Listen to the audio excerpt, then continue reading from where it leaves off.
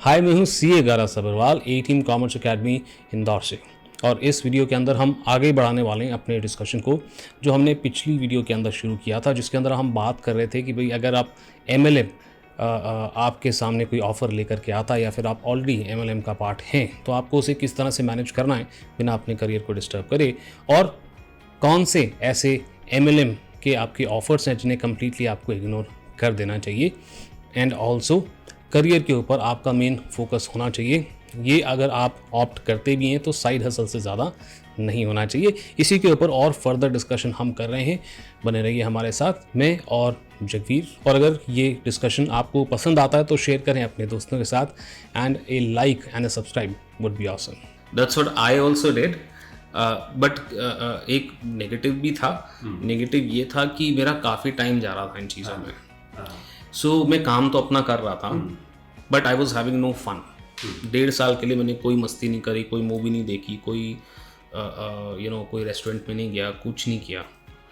And मैं अंदर से सूख चुका था। फिर जब मैंने छोड़ा, मैंने ऐसी की तैसी घूमो फिरो थोड़ा एंजॉय भी करो लाइफ को, बिकॉज उससे पहले तो सीए ने सुखा दिया था मेरे को पढ़ पढ़ के सूख चुके थे। फिर थोड़े पैसे आने लगे तो फिर इस चीज़ ने सुखा दिया। फिर मैंने कहा नहीं, बस अब बहुत हो गया, अब थोड़ा एंजॉय करते हैं। तो सर, जैसे कि एमएलएम की स्कीम जो होती है, इसमें मतलब जितने लोग अपने साथ जुड़े रहते हैं उन सबका बर्डन अपने ऊपर रहता है। ऐसा रहता है कि जैसा जॉब में नहीं होता या बिजनेस में नहीं होता, where you are suppose to lead people, है ना। सो जॉब के अंदर क्या होता है कि सामने वाले को एक थ्रेट और होता है कि काम नहीं किया तो नौकरी से निकाले जाएंगे या प्रमोशन नहीं होगा वगैरह वगैरह। The only thing in MLM is that लोग एकदम ठस हो जाते हैं बिकॉज उनको रिस्क नहीं है इस चीज़ का। हाँ, सो व्हाट हैपन्स इज कि इवेंचुअली जो लोग एमएलएम के अंदर आपके साथ काम कर रहे हैं सपोजिटली, वो ना आप उनके बॉस हो, ना वो आपके एम्प्लॉई हैं, ना आप उनको तनख्वाह दे रहे हो। So it is very difficult to control। और इनफैक्ट इसने मुझे काफ़ी चीज़ इससे भी मैं सीखा हूँ कि भाई लोगों को कैसे मैनेज किया जाता है। So by the time I went to Mumbai for my next job, तो वहाँ पर मुझे बहुत ही जल्दी आई गॉट डबल प्रमोशन कुछ ही टाइम के अंदर, because I had good people managing skills. क्योंकि अगर आप ऐसे डीमोटिवेटेड लोगों को मोटिवेट कर सकते हो तो you can definitely motivate the people who are earning salary या फिर जिन्हें थ्रेट है। तो ये डिफ़िकल्टी तो आती है, डेफिनेटली आती है। और अच्छा, आप मेरे को ये बताओ कि चलो, all due respect to uncle ji, but भाई ऐसा what was the situation about him in rest of the family, because आपके बाद फिर उन्होंने और लोगों को भी प्लान दिखाया ही होगा। करेक्ट, बिल्कुल, हाँ जी, राइट। पहली बात। दूसरी बात, was he able to follow through, as in he is still engaged in that, और he has moved on to something else?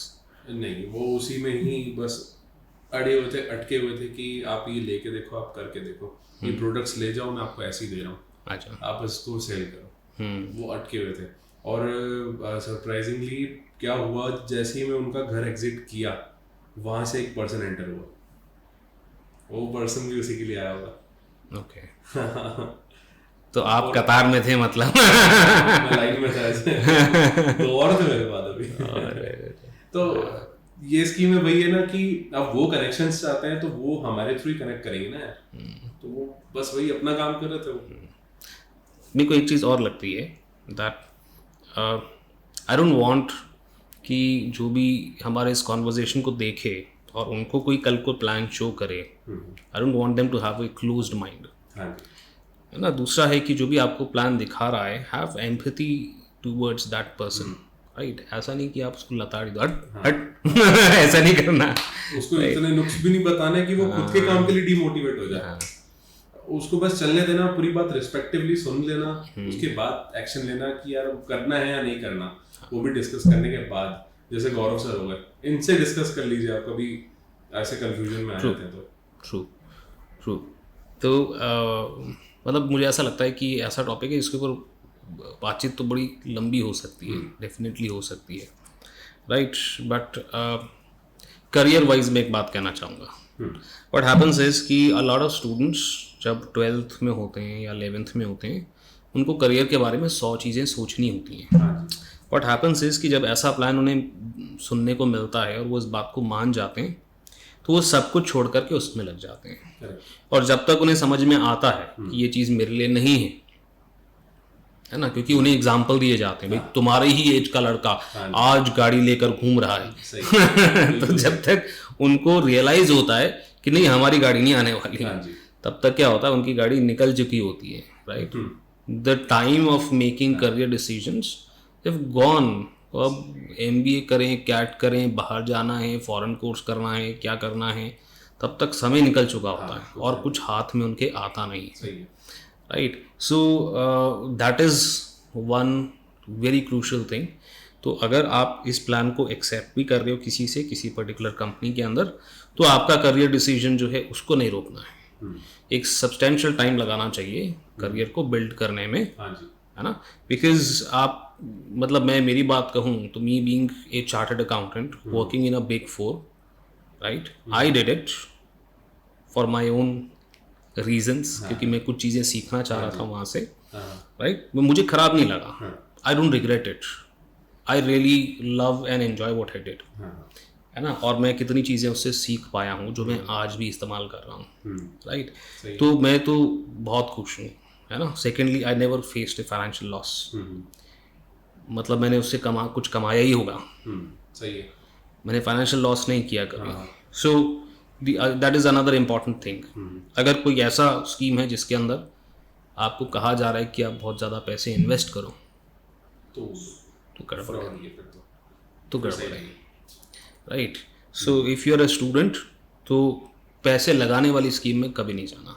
Never invest, never do anything which requires you to pay, because that is mostly a pyramid scheme. हाँ जी। और sir I think ये भी चीज़ गलत होती है जब लालच दे के किसी को बुलाया जाता है। हाँ, मतलब आप इतने भी, आप जैसे 12th आपने कर ली है, अब आप इतने भी लालची मत हो कि मुझे पैसा कमाना है, कमाना है, कमाना है। क्योंकि ये लोग जो ये करते हैं, जो ये काम करते हैं, वो आपको ट्रैप ही ऐसे करते हैं कि वो आपको फायदे गिनाएंगे, आपको जेट दिलवा देंगे, आपको करोड़ रुपए एक महीने में करवा देंगे। मतलब ये अनरियलिस्टिक चीज़ है। आप थोड़ा सा रियलिस्टिक हो जाओ और ये समझो कि इतनी जल्दी इतना पैसा नहीं कमाया जा सकता, मेहनत करके कमाया जा सकता है। अगर आप इसमें मेहनत करना जानते हो तो आप भी कमा सकते हो, लेकिन ये सब धोखेधड़ी में मत जाइए, किसी के सुनने पे मत जाइए, क्योंकि वहाँ फंस सकते हैं। ट्रू। तो ये चीज़ मैंने बहुतों को करते हुए देखा है, नियर एंड डियर वंस, है ना, जिसके अंदर आई वेरी क्लियरली रिमेंबर, हमारे एक पड़ोसी थे जहाँ हम रहते थे। अचानक से मैंने देखा कि बड़े सारे लोग white shirt and black trousers के अंदर, तो वो कंपनी नहीं रही है अब, बट आई एम 100% श्योर कि जितने भी लोग देख रहे हैं ना, ये ड्रेस कोड से समझ गए होंगे मैं कौन सी कंपनी के बारे में बात कर रहा हूँ। समझ गए तो कमेंट में लिख देना कि हम नहीं बात करेंगे उसके बारे में। सो व्हाट हैपेंड इज कि वो बच्चा जो है अपनी कमाई से बाइक लेकर आया और बड़े सारे लड़के सेम ड्रेस कोड के अंदर पटाखे वगैरह फोड़ रहे, सेलिब्रेट। हमने कहा क्या हो गया भाई, बाइक ही तो लाया है, कोई बात नहीं।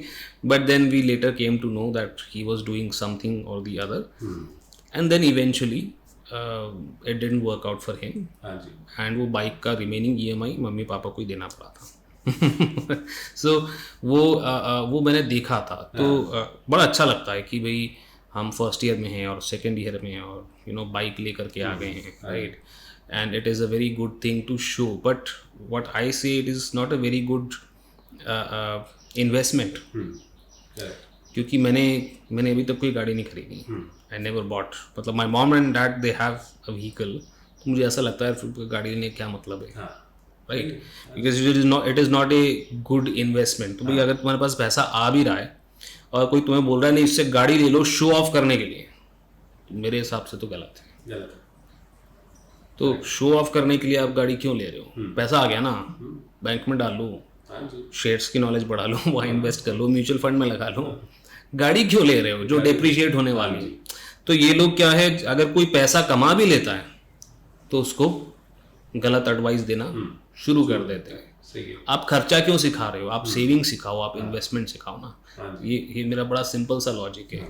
सो ये लोग ना कोई ऑनलाइन कोर्सेज वगैरह सेल करते थे, ठीक है ना। तो कंप्यूटर और programming related I think so, कि भाई आप जिसको भी ज्वाइन करा रहे हो उनसे भी पैसे लो और उनसे कोर्सेज करा लो, राइट। अच्छा, जो कंपनी मैंने ज्वाइन करी थी, दे हैड 0 एडमिशन फीस। उन्हें कहा बस फॉर्म फिल कर दो, हो गया, you don't need to buy any products. तो मुझे ऐसा लगा जब मुझे इन्वेस्टमेंट नहीं करनी है तो आई वॉज ओके। और मेरे को कुछ प्रोटीन लेना था, मुझे कुछ ऐसा लेना था, तो मैंने ले लिया मेरे यूज़ के लिए, जो मुझे एनीवेज लेना था, जो मैं किसी और कंपनी के पास जाता था, यहाँ मेरे को डिस्काउंट पे मिल गया, तो I was fine with it. तो बट ये है कि अ लॉट ऑफ स्टूडेंट्स और lot of youngsters get stuck where वो अपना हार्ड अर्न मनी या फिर अपने मम्मी पापा का हार्ड अर्न मनी वहाँ डाल देते हैं, कि उन्हें कहा जाता है भी हफ्ते 2 हफ्ते के अंदर आप इसको रिकवर कर लोगे, विच इज़ नॉट कूल। और कभी कभी ये सही रहता है और कभी कभी नहीं रहता। So I think one indication of pyramid scheme is कि they ask you to invest a lot of money, which is not right. तो अगर ऐसा कुछ भी है ना तो निकल लो वहाँ से, भाग जाओ, पैसे नहीं लगाने।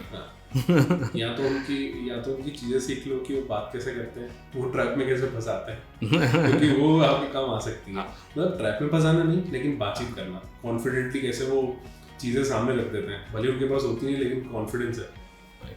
तो अगर आप भी इसी तरह की MLM स्कीम सुन चुके हैं या फिर काम कर चुके हैं या काम कर रहे हैं, जो भी आपका एक्सपीरियंस है शेयर करना चाहते हैं, तो I would encourage you to share it in the comment section, so that जो भी ये वीडियो देखे, ये वीडियो के साथ साथ कमेंट सेक्शन देख करके उन्हें एक और इंसाइट मिले। देखिए, हम पूरी तरह से MLM को लेकर के नेगेटिव यहाँ पर बिल्कुल नहीं हुए हैं। There is a lot to learn here, and because of this reason only आपके जितने भी फ्रेंड्स हैं उनसे ये मैसेज शेयर करें, so that they are aware as to क्या उनके लिए सही है और क्या गलत। एंड जिस एज के अंदर हमें करियर के ऊपर ज़्यादा फोकस करना चाहिए, वहाँ पर हमारा ध्यान ना भटके, उसके लिए भी ये वीडियो उनके लिए देखना बहुत ज़रूरी है। इसी के साथ मैं CA गौरव सब्रवाल और जगवीर आपसे अलविदा लेते हैं। मिलते हैं बहुत ही जल्द अगले डिस्कशन में।